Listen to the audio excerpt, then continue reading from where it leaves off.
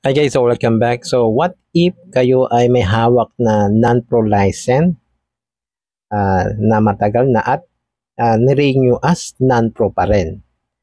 Pero naisipan yung ipa-convert siya o gawing ng professional license. Magagawa po ba ito agad?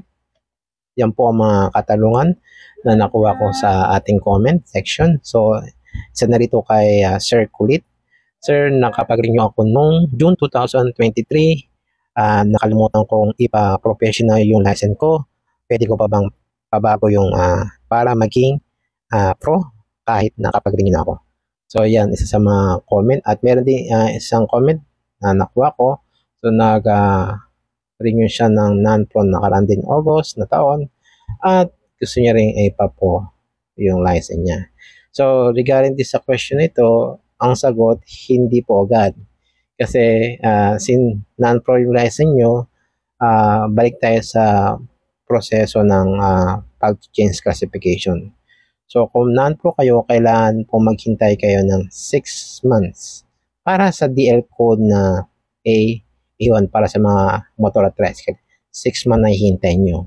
At para naman po sa mga 4 wheels, like ng B1 at B2, kailangan nyo pong maghintay ng 1 taon para dyan. At kailangan po, ganun pa rin, wala dapat kayong demerit na nakikita sa inyong profile o kaya violation, bayad na po. So, kailangan wala na po yan. At kung wala naman po yan, makakonvert po ng maayos ang inyong, basta makakonvert ang inyong lisensya as a pro at maipasa nyo yung exam from LTO. And then, makakuha nyo yung magiging 10 years professional na rin po. Yun ang maganda dun. So, yan again. I-clarify ko lang po, kahit matagal na po kayo may hawak na non-pro license, pero nirenew nyo as non-pro pa rin, kailangan nyo pa rin dumaan o maging ano pa rin, dumaan sa proseso ng pag-change classification.